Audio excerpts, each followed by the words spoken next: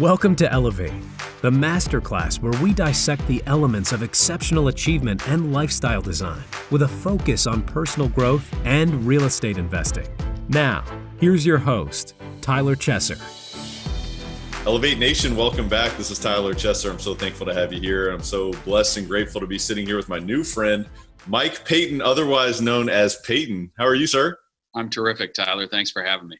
Well, it's a pleasure to have you, and it's a privilege to have you, and so I appreciate you taking time. And I know today's going to be a great episode. It's going to be a great discussion. We're already having a few laughs before we got started here, so get the juices flowing. I know we're going to have some fun. I know we're going to raise the bar, and I want to welcome Elevate Nation back because we're going to take it to another level today, I have no doubt. We're going to talk about systems. We're going to talk about really strategizing and building your life for excellence. And I'm really excited about that because Payton is really the perfect individual to be having this discussion with. And I know that you're going to get a ton of wisdom out of this conversation. So I want to encourage you to go ahead and get your pen and pencil out, start taking some notes, and be ready to laugh. I think we're going to have a couple laughs in there today. At least I hope so. And as you know, our mission is to identify and apply how the best of the best raise the bar personally and professionally to achieve greatness in real estate, in business, in being an entrepreneur, and developing that life that has no limits and beyond. And this is where we're going to talk systems. We're going to talk mindset, habits, routines, tools, strategies, so much more from an individual like Payton, so you can implement that into your own life, to your own business, and do even more perhaps for yourself. And this is a masterclass for leaders and those looking to achieve uncommon results and purposeful outcomes through real estate investing, building their business, and ultimately in their lives. And if you appreciate what we're doing, we would certainly be grateful if you subscribe to the show, if you gave us a rating, 5-star rating or review. It certainly helps us because our goal is to reach millions of people with this message. And we believe that the opportunity to build a life of fulfillment through systematizing your business, through, taking on the unlimited opportunities that are out there, really you can live a life of your dreams. And so that's what we're talking about here on Elevate. And so with that said, I want to go ahead and introduce you to Mike Payton, who is really known as Payton, and he spent most of his life learning from entrepreneurs. Today, he spends all of his time giving back as an author, award-winning speaker, certified EOS entrepreneur operating systems. Wow, can I spit it out here? Implementer and global ambassador for EOS Worldwide. Specifically, Payton helps entrepreneurs clarify, simplify, and achieve their vision by mastering the simple concepts and practical tools he'll be sharing with us today. So, Payton, welcome to the show. Appreciate you spending time with us. Tell us more about you as a man. Yeah. So I have to decide whether I'm going to give you the business version or my 13-year-old son's view. That's what I thought about when you said we're going to have lots of laughs, because in his estimation, my sense of humor is the worst. I believe that's a direct quote. So that's awesome. I actually grew up in a household full of teachers and entrepreneurs, and my parents were real estate entrepreneurs. So my grandparents were teachers, a high school math teacher and a sixth grade teacher. And so the fact that as a semi-grown man, wildly immature, I teach entrepreneurs how to get what they want from their businesses is not lost on anybody in my family. And before I became a professional EOS implementer 13 years ago, I started my career in banking, much to my entrepreneurial father's chagrin. Great place to learn the art and science of business, and surround myself with really talented, smart people. But ultimately, I always knew I was going to figure out what I wanted to do and become an entrepreneur myself. And so I spent the next 13 years or so running or helping run 4 entrepreneurial companies, 2 great successes, 2 miserable train wrecks. And I'm more grateful for the train wrecks today because they beat me into the person I am today. And those lessons have helped me become a better, stronger, more patient leader. And they also led me to discovering EOS. I was trying to run a $7 million company. I was frustrated, and a neighbor of mine introduced me to the book Traction. It had just been published in its first iteration. And I fell in love and decided this was what I was put on the planet to do. So that's my story. Yeah, no, I love it. And I know that so many people listening today have had the experience of when they're building their business, they feel like they're now, they're owned by that business. And now, 24/7, 365, they've just got to do whatever it takes to keep up, and hopefully they succeed, because most businesses fail and all these things. And then the more successful they get, the more they feel like they're a slave to that business. So that's why, your work is so intriguing, and what you guys do in terms of helping entrepreneurs build an operating system is so amazing. But I want to get into that. But before we get there, I'd be curious, when did the entrepreneurial spirit sort of take root within you, or was that always something that was there? I think I was like most lifelong entrepreneurs in, fifth grade. I had a paper route, and I was stopping at the five and dime, and which is a term people my age use. Tyler, some of your listeners may not understand that, but I was stopping at the convenience store and buying boxes of candy and selling them out of my locker illegally to kids in my school. And, so it's a lifelong affliction of mine. And it feels like home, it's second nature to me. So I think that's not true for all entrepreneurs. It was certainly true for me.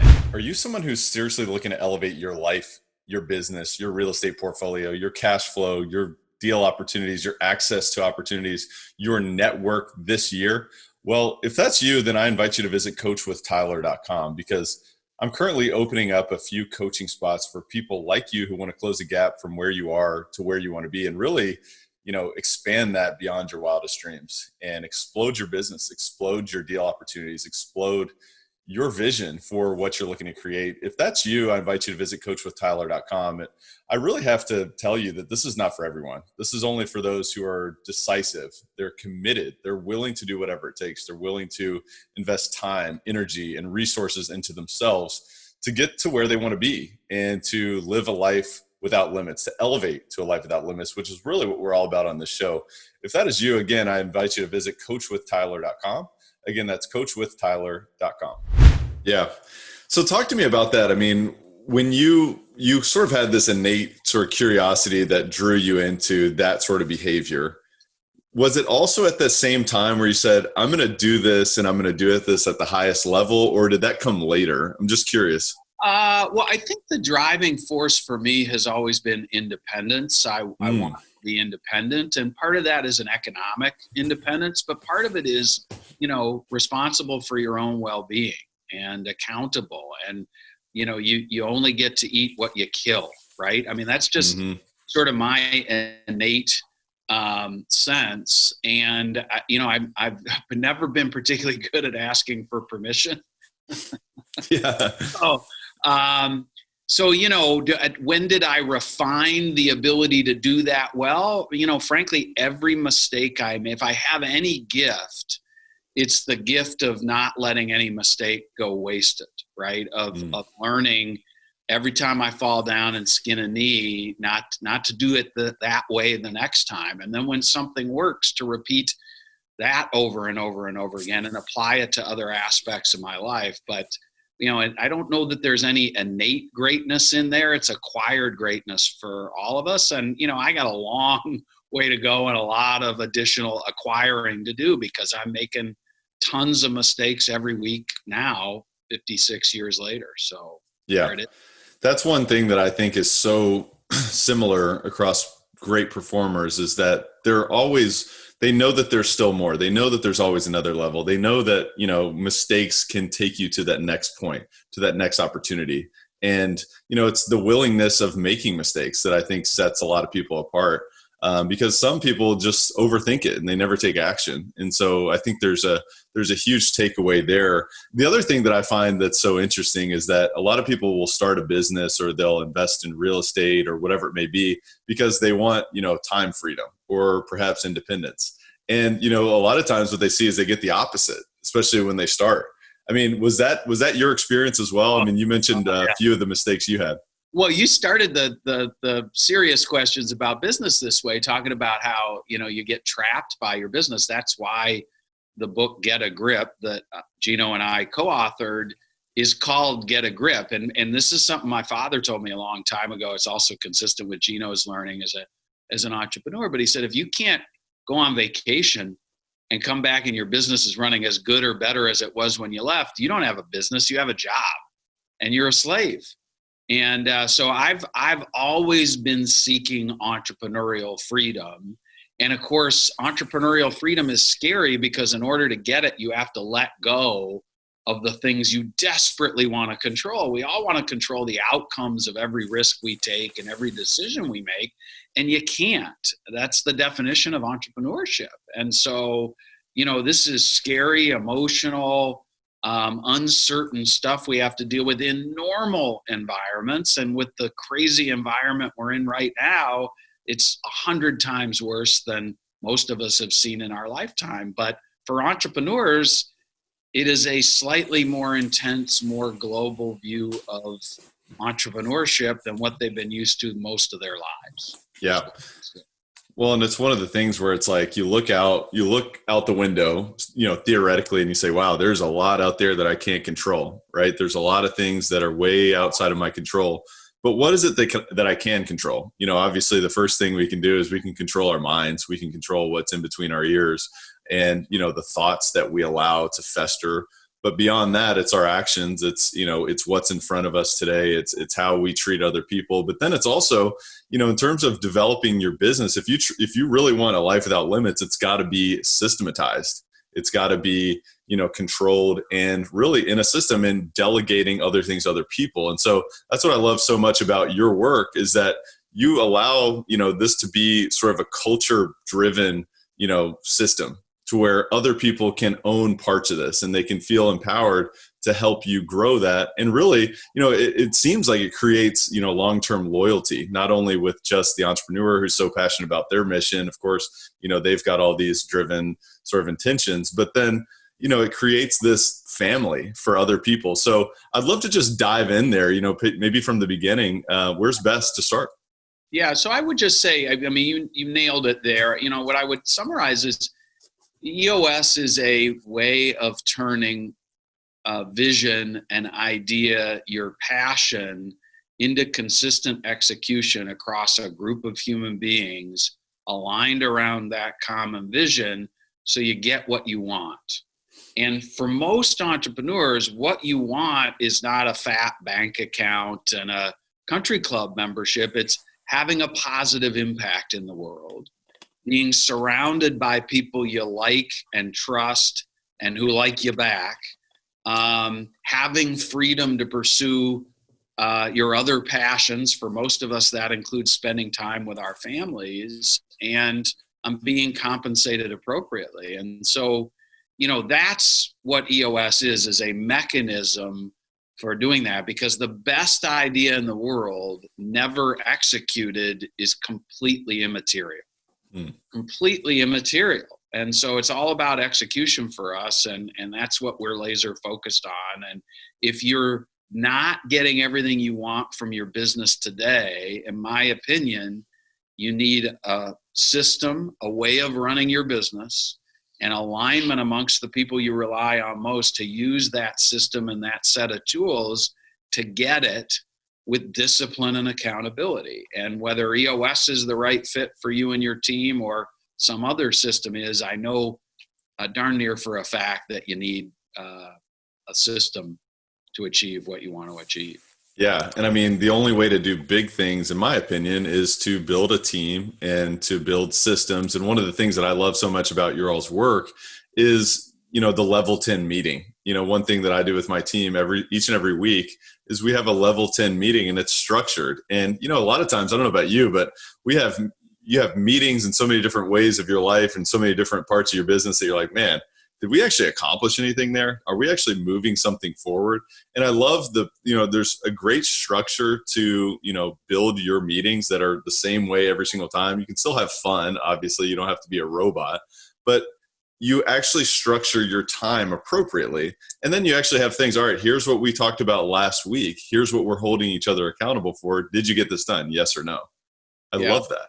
Yeah, so a little insight into Gino's sort of process and mindset. He's maniacal about delivering the most impact in the least amount of time in everything that he does. And so when he when he creates something, what he does is he first gets crystal clear on the objectives of whatever it is he's creating. And for meetings of a busy entrepreneurial leadership team, the objective is checking in to make sure our business is hitting on all cylinders, and where it isn't, solving issues and getting things back on track, very simply.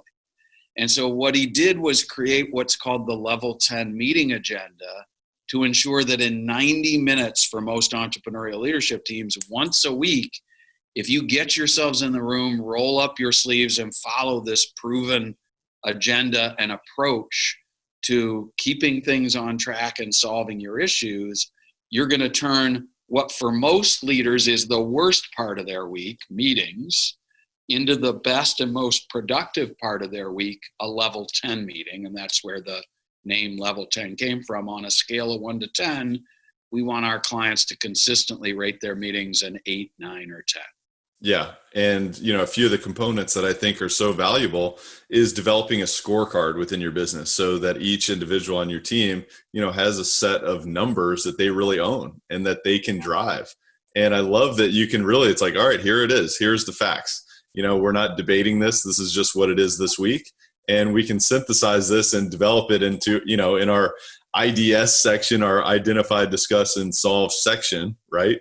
And move the business forward. But it's all about, all right, here's the part of the system. We're being efficient in our time. We're delivering information. We're aware, we're not just putting our head in the sand and saying everything's perfect, but we're actually taking action on that. I love that piece of the system as well. Yeah, again, very simple stuff. So what does success look like on a weekly basis? And, we teach our leadership teams to establish a 5 to 15 leading indicator scorecard. So 5 to 15 numbers give you an absolute pulse on the business, hopefully more predictive or leading indicators than trailing indicators, so you can react more quickly to things that are off track.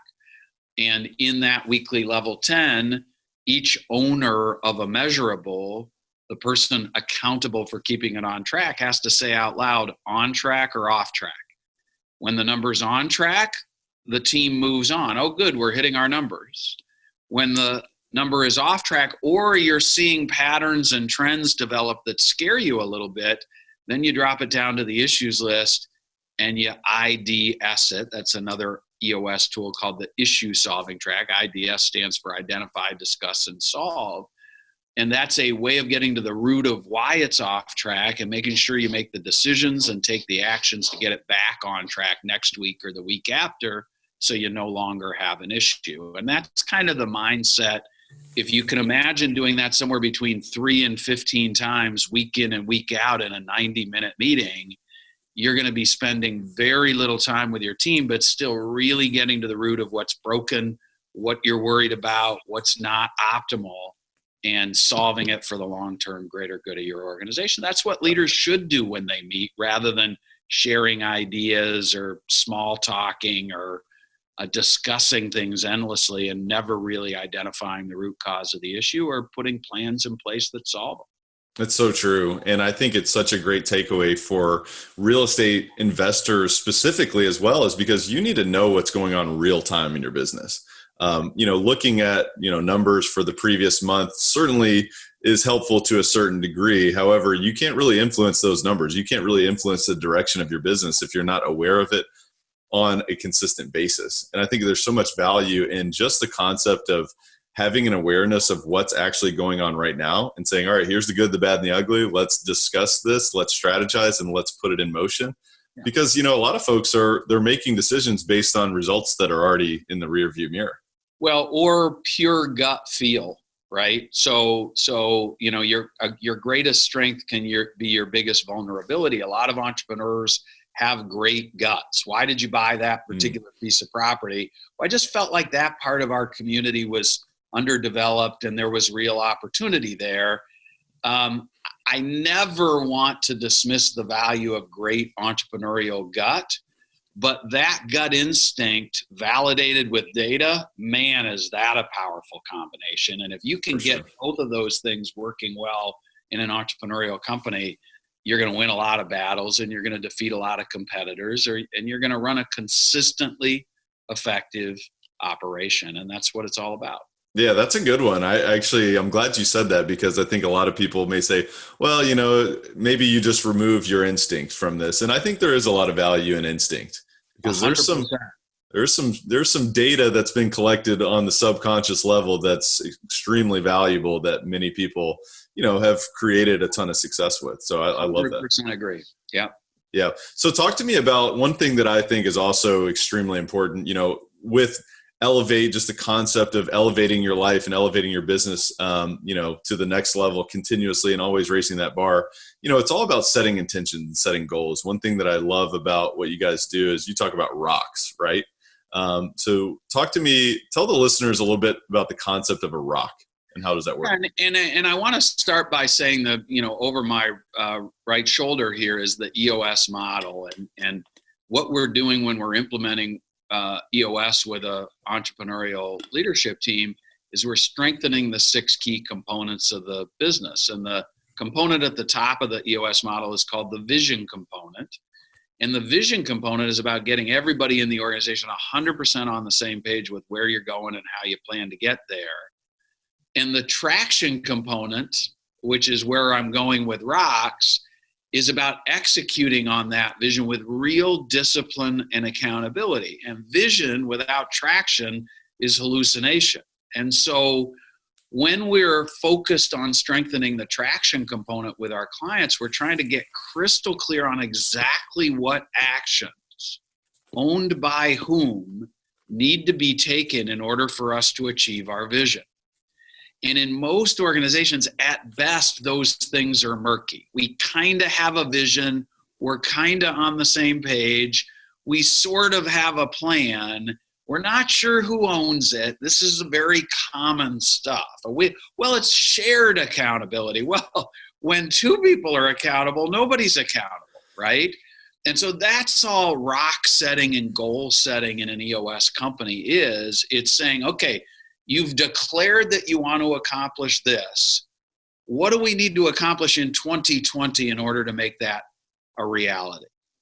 And then once we're clear on what we are doing in 2020, the 3 to 7 goals and the revenue and profit numbers we need to hit, that's a successful year. Now let's break the year up into 4 quarterly increments and agree on the handful of numbers we need to hit in the first quarter and the handful of priorities we need to focus on in the first quarter, assign an owner to them, write them smart so we all know exactly what done looks like, and drive accountability for 90-day execution against that bigger, longer-term vision, our 1-year plan. And that just repeats forever in an EOS company, where every quarter we're coming together, reflecting on last quarter and learning some lessons, rechecking our vision to make sure we're all still on the same page, and setting rocks and numbers for the next quarter.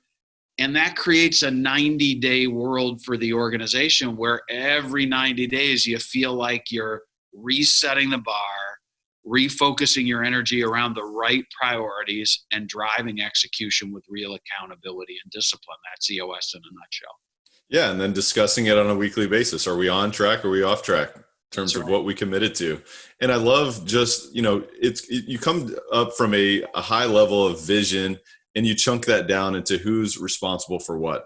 I'd love to talk about vision, from and how you're developing or how you're working with others develop an appropriate vision. And also, I think another thing that's so important is developing a culture. And one of the components of that is really establishing strong and appropriate core values. So I'd love to go there and just talk vision and core values. Yeah, it's really deceptively simple.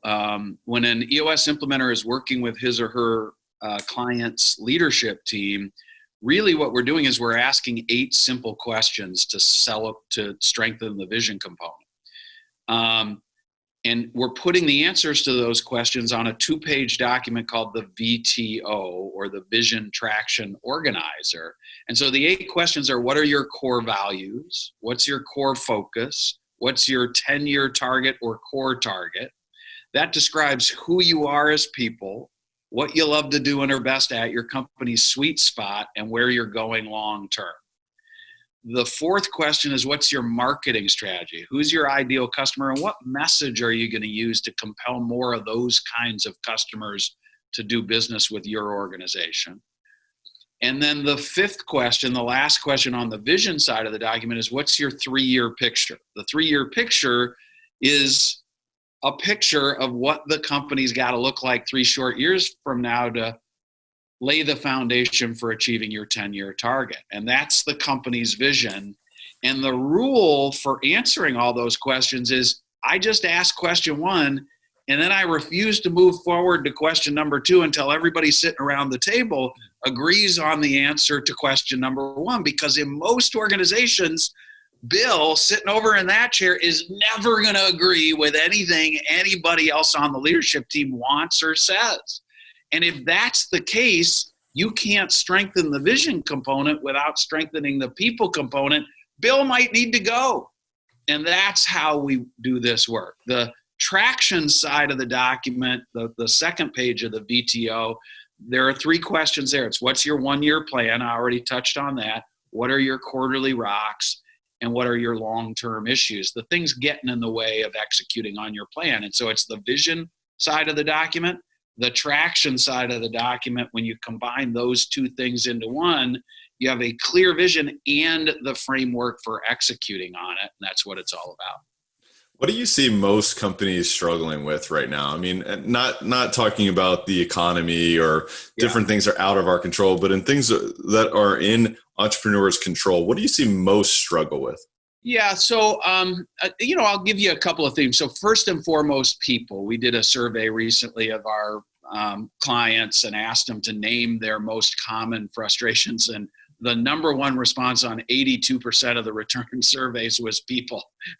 So I'm not sure if they were talking about their business partners, vendors, employees, family members, or the person they're following in bumper to bumper traffic, but certainly people is always going to be a challenge. And one of my clients said, that's why my next business, Payton, I'm going to staff it with robots and sell to robots. There you go.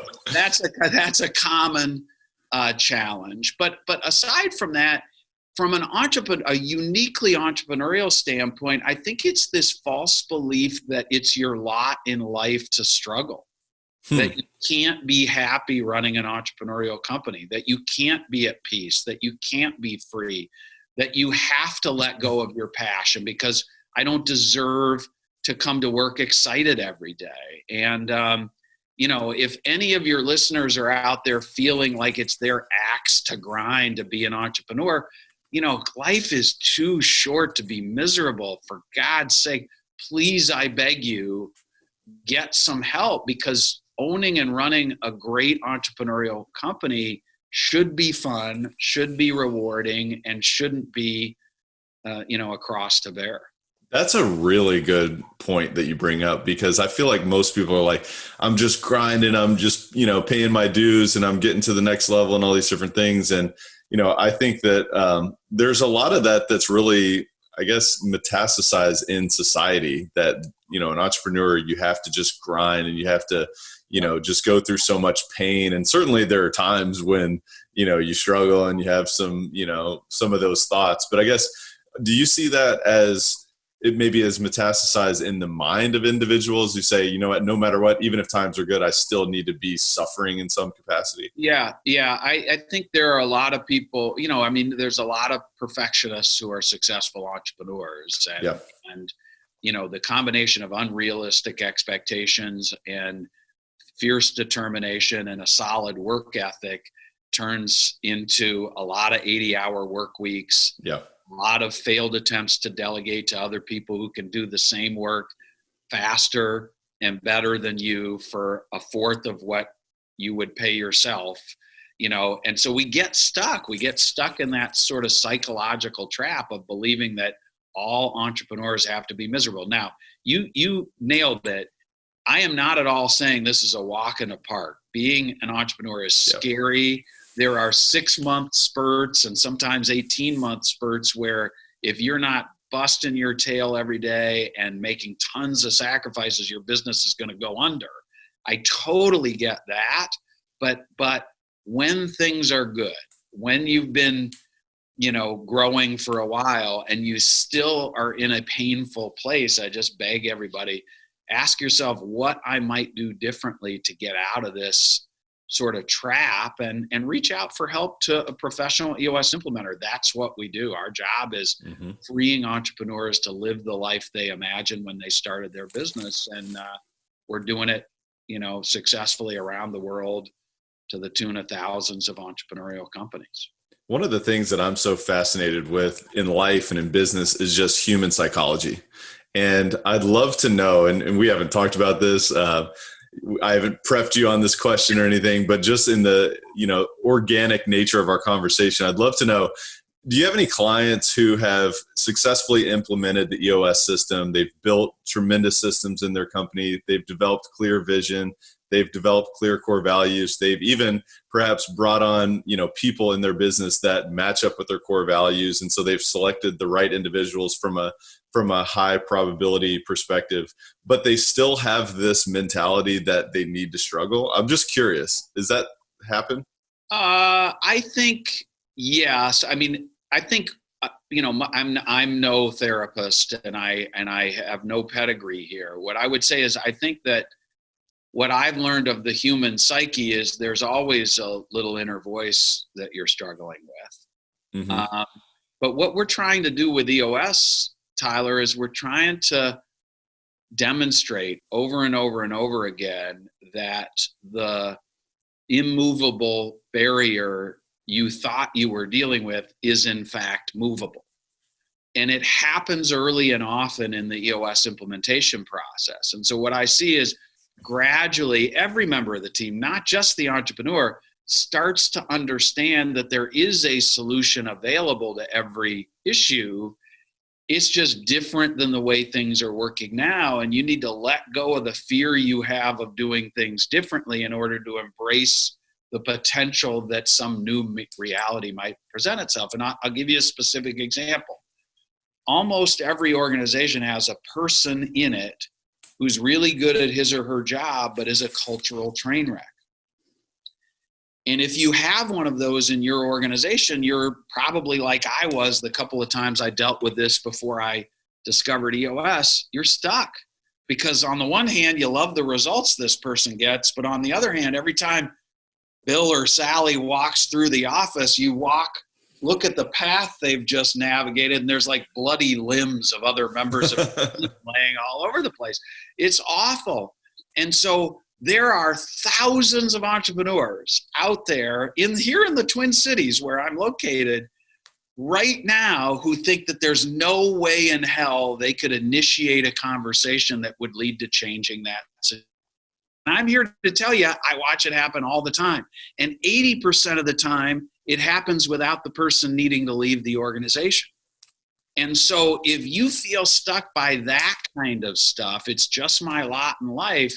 I'm here to tell you from practical experience, you can do it with that one person. And once you do it with one person, then you sit there and you go, well, why am I tolerating that with him or her or whatever? And gradually people start to take responsibility for changing their own present into the future that is better than their current present.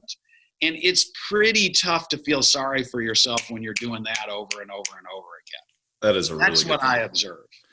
I just find that to be so fascinating, just not only with building your business, but also with your own life. Let's just take responsibility. Okay. Let's do the hard things, have the hard conversations, face the brutal facts, as, another individual who I admire, Jim Collins, says so much.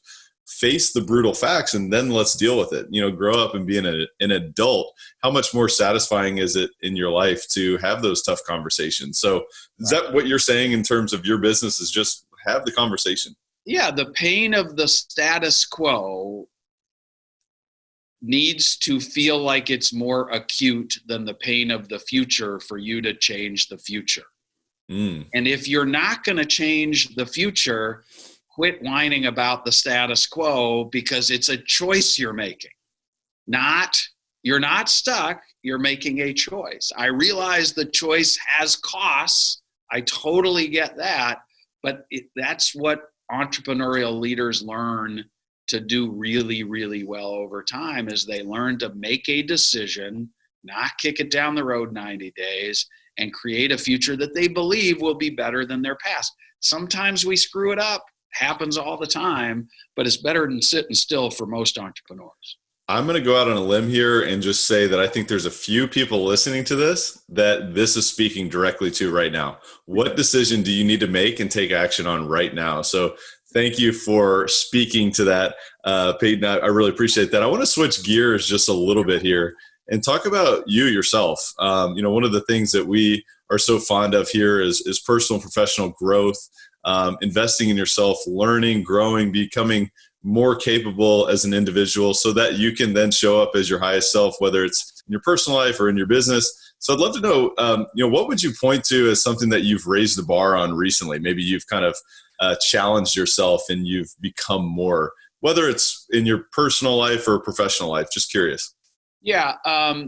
So one of the things that I've embraced recently by necessity is transitioning a lot of work I used to do exclusively face-to-face, sitting around a conference table, to a technology-driven delivery mechanism. And while I hope someday soon we're able to go back to in-person work, because the energy in the room is so much more powerful and you really feel that connection and all that stuff, I think I was inappropriately scared of the impact of all of that. And it's been a fun journey for me. It's been a long time since I've said, all right, in the next 2 weeks, I've got to learn a whole bunch of new stuff.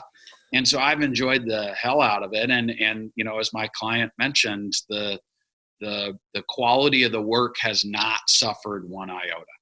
No. Because they can mute themselves, they can mute you, they can turn your video off. They don't want to see you anymore. That's their little inside joke I shared with you before we started. Is one of my clients' leadership teams rated the session we just did a 10, and I kind of was giving them a hard time. I said, geez, that's appreciably higher than the rating for your last in-person session. What gives? And the client, who likes to give me a hard time right back, said, well, it's because you don't have a mute button in your session room. When you annoy me on this, I can just hit the mute button. That's awesome. I love that. And one of the things that obviously your clients are doing is they're investing in their business. They're investing in the systems of their business. They're investing in the strategy, of what they're doing and developing an appropriate vision to get them where they want to go. Right. And I'd be curious to know, what are you doing to invest in your own business or in your own capacity to get to that next level yourself? Yeah. So I'm a firm believer in coaching, being a coach myself, but Gino Wickman was an unbelievable mentor and coach to me in the early days of building the professional EOS implementer community around the world. There are 350 of us now. And so his ability to reach all of us on a regular basis is a little different. But, get a coach or a mentor whose sage advice and, sound ear you can rely on. I also am a longtime student of strategic coach, Dan Sullivan's company. Gino's a 22-year strategic coach follower. And so, developing the mind of an entrepreneur, somebody like Dan is really, really good at that. I believe in peer groups and roundtable groups. I believe in surrounding yourself with other like-minded people who like to push themselves out of their comfort zones. Those are the kinds of things I do. And of course, I'm a voracious reader and consumer of digital content as well. The more inputs I get, the happier I am. It can be difficult for it not to overwhelm you. And so I have to sort of monitor my how many crazy ideas do I come up with in a typical week? But for me, it's just getting the juices flowing and then learning to apply what I'm learning to day-to-day situations where that new thinking is additive. Yeah, it seems like that input, especially being a voracious reader, learner, somebody who's chasing your curiosity, that's where those hunches start to come in. It's like, wait a minute, I don't know where I got this, but I got it, right? Yeah, and for me, one of the things I like about Dan is he refers to a lot of the stuff he does as a thinking tool. So what I try and do is limit my consumption of new ideas to thinking tools. Like, how can I examine a problem from a different angle based on what I'm reading or learning or hearing, rather than using it to create a whole bunch of new ideas outside the core of the business I'm concerned about right now, you know? Yeah. So you got to find a way, but I feel pretty good about where things are with that.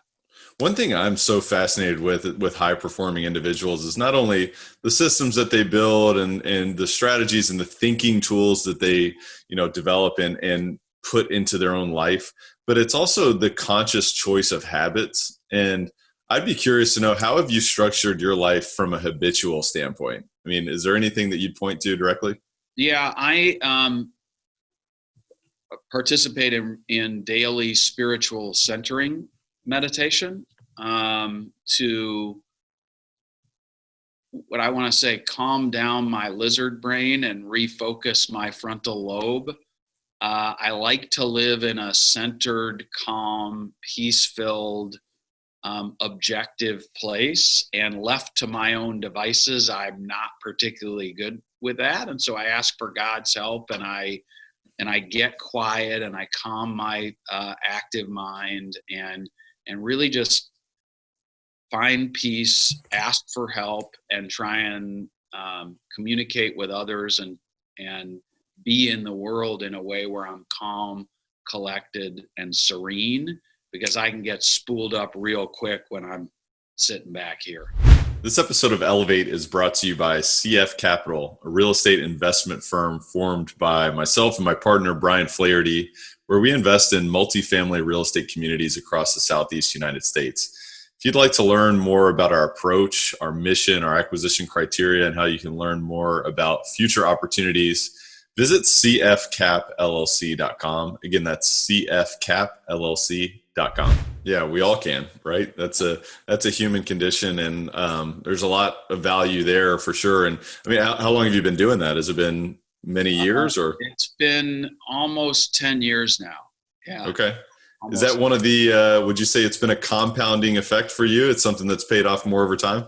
100%. And I originally pursued it because I was going through some really tough stuff in my personal life, and I needed the help just to stay sane, quite frankly. And now the way it manifests itself in my regular life, I'm just a better parent and a better husband and a better leader and a better friend to my clients when I'm feeling whole and feeling at peace myself. Have there been any other benefits that you didn't expect to come into your life from that practice, just out of curiosity? Yeah, I think I'm better at letting myself off the hook. One of the earliest things I did in these meditation sessions is forgive myself for the many, many mistakes I've made. And I think I carried around a lot of pain and shame around those things. We'd have to schedule a whole separate podcast to go through all of that. But yeah, I'm more comfortable with my flawed self than I've ever been, and I'm trying to get better every day.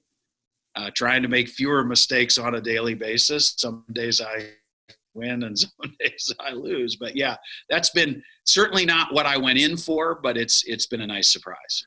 Yeah, and I'm like you. It's like I want to make less mistakes, but when I make more mistakes, I'm like, hey guys, but I'm trying. I'm failing fast. Come on, look at me. I'm doing this.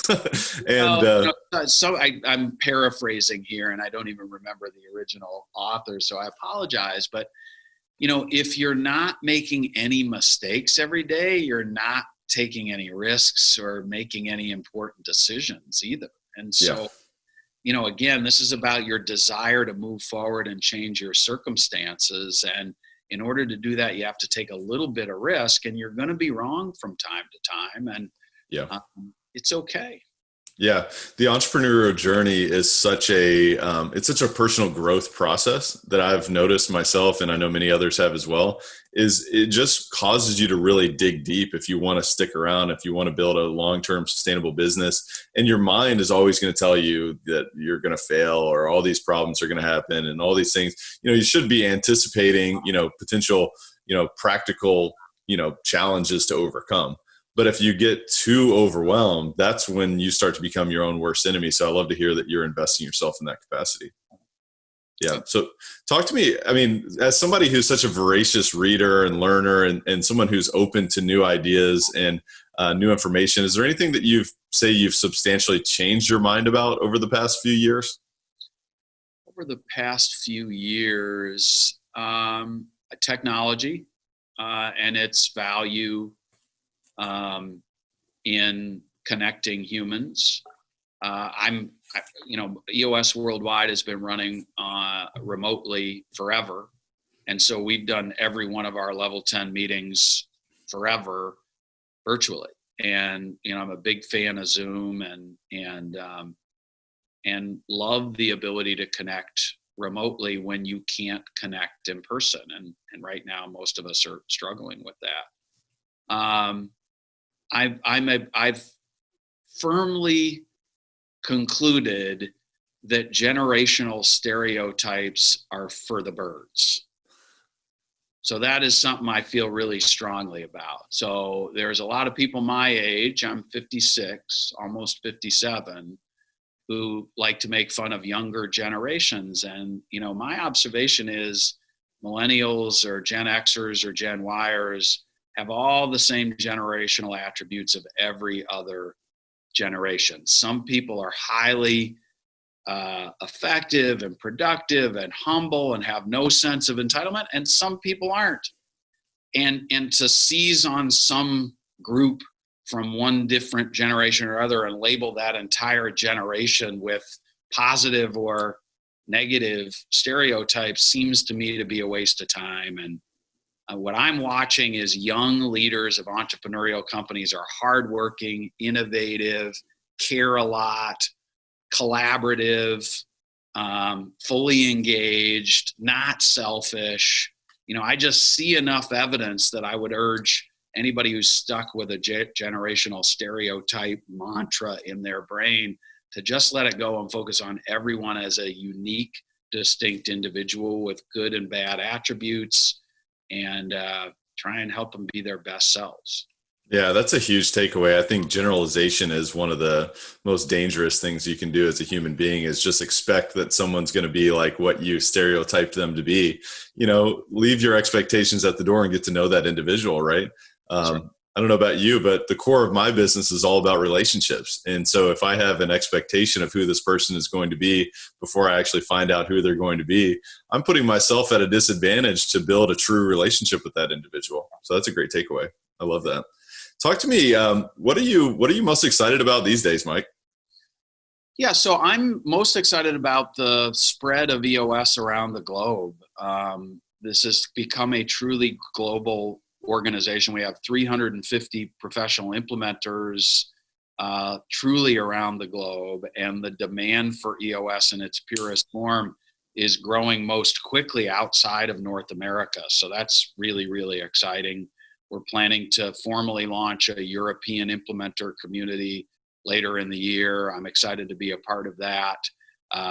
Southeast Asia, Australia, New Zealand, the Indian subcontinent. I mean, just everywhere you turn, there's a group of entrepreneurs banding together and saying, we think that could help us. And that's just super exciting for me to be a part of.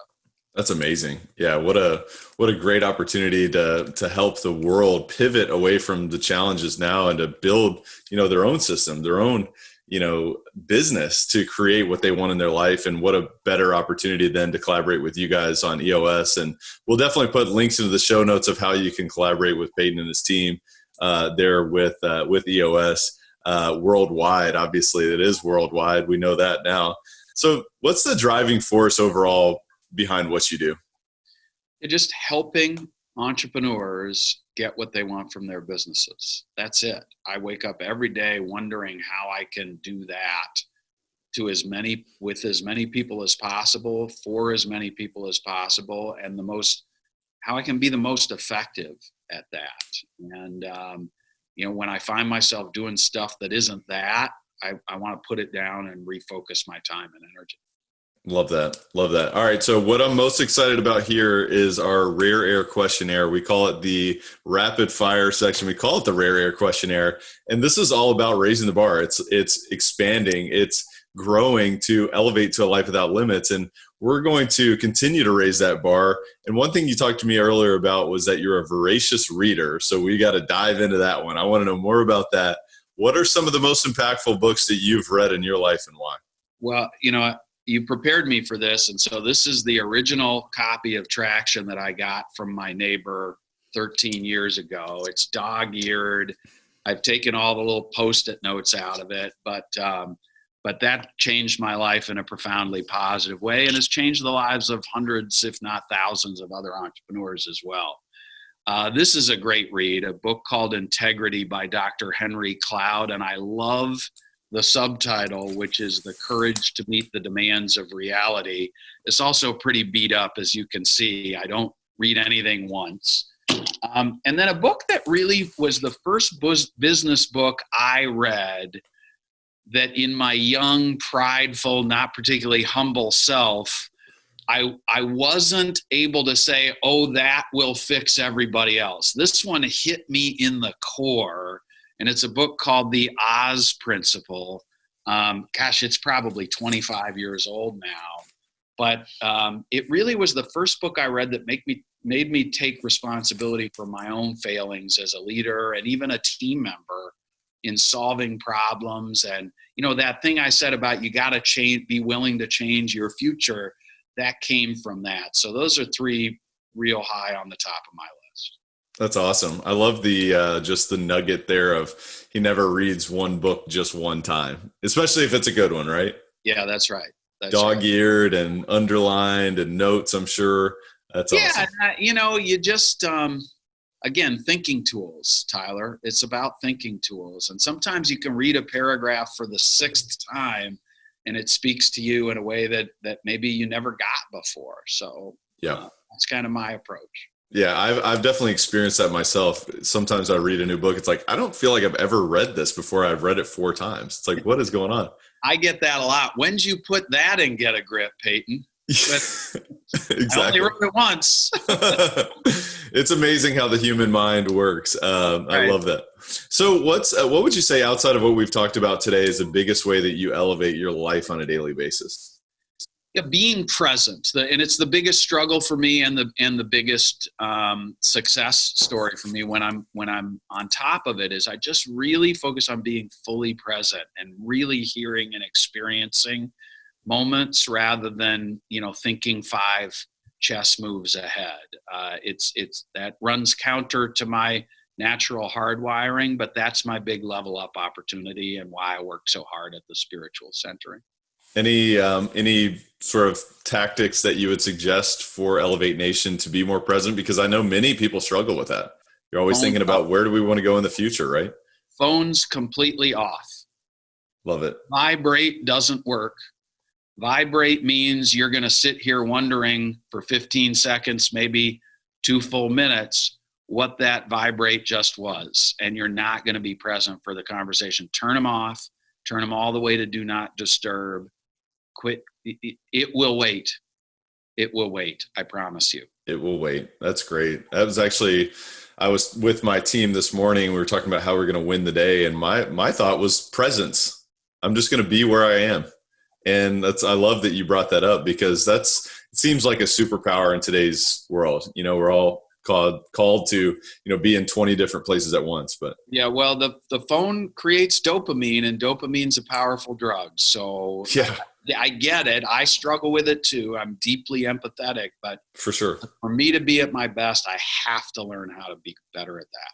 It's another system. What can you do to build systems in that what you want to do? You want to look at the phone. You want to know who's calling you or texting you or whatever it may be. But how can you build a system there to be present? And I love that little nugget there. So everybody implement that immediately. There's a little do not disturb icon there on your phone. That's another good one if you don't want to turn your phone off. Just saying there's a few options there. Payton, what's the biggest way that you elevate others around you? I would say tell the truth in as few words as possible and help them solve is kind of the approach I like to take. I think there's a myth in a lot of parts of society that in order to love someone and and coach them, you need to be fake nice to them. And so I'm a big fan of tough love. Tell the truth, use as few words as possible, and then be there to collaborate with that person on the plan to resolve the issue. That is the way I'd answer that question. That's huge. I think that it is much more kind to be honest to someone and say, hey, look, this is what you're screwing up on. I mean, if you don't fix this, you are in big trouble. And I mean, what else would you rather have from somebody? Would you rather them be nice to you and just beat around the bush? Or would you rather them help you develop the systems and the life that they want? Yeah, when I do public speaking with a large group of people and I'm talking about leadership and management, what I'll ask is, how many of you played a competitive sport or had a music teacher that was instrumental in your life or somebody like that? And they all raise their hand. And I say, thinking about the best coach you ever had, would you put them in one of two categories? The nicest person you know or the toughest person you know? And 95% of the people raise their hand with this category. So, the people who successful folks remember as having a positive impact on their life are tough. That doesn't mean you have a permission to be a jerk. You can be tough in a kind way, a caring way, but for goodness sake, muster the courage to tell people the truth. There's a gap between what you need from them and what they're delivering. You're not doing them any favor by laying in bed awake at night for 3 years trying to figure out the perfect way to tell them that without ticking them off. So what if you tick them off? They need to hear the message. Anyway. Man, that's huge. I love that. That's a mic drop moment, because we all need that reminder, right? We all need the reminder to just say it, because that's really the kind thing to do, is to be real. And you don't have to prepare some big monologue, just deliver the truth. And I love that. Payton, is there any parting thoughts or words of wisdom that you share with Elevate Nation today? Yeah, I mentioned it earlier, just reconnect with your passion. There's a reason you started this business in the first place. A lot of us are accidental entrepreneurs, and we perpetuate the story that there's no reason we started this business. But truthfully, somewhere in there is some passion. And so I just urge your listeners to reignite that passion. And if you've lost it, there is a way you can reconnect to it and use it to drive the next 5 to 10 to 15 to 30 years of success in your business. Without it, I think you just have a job, and there are a lot of jobs easier than being an entrepreneur and having a bunch of people think you're responsible for their well-being. I love it. Reconnect to your passion and develop that vision, develop systems, develop traction in your business in terms of actually making that happen. Because as you mentioned earlier, perhaps a vision is just a hallucination without traction, right? So I love it. I love it. Payton, I'm sorry. This has been an amazing time. I really appreciate you spending time with us today. Tell the listeners how they can learn more about your business and what you guys are doing. Yeah, so one-stop shop. Just go to EOSWorldwide.com. We've really built that to be an online resource center for any entrepreneur or leader wanting to get more from the business than they're getting today. And you'll also be able to find me on there and connect directly with me if you want to chat with me. And Tyler, I know you'll have my email address in the show notes. Happy for any of you to reach out directly to me via email or social media. I'm here to help.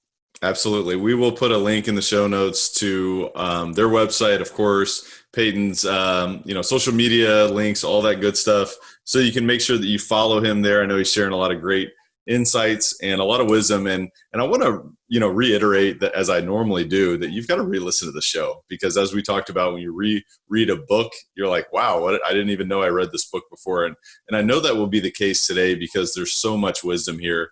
There's so much, to implement into your business. So it's a matter of now taking action, because it's only, knowledge is only potential power.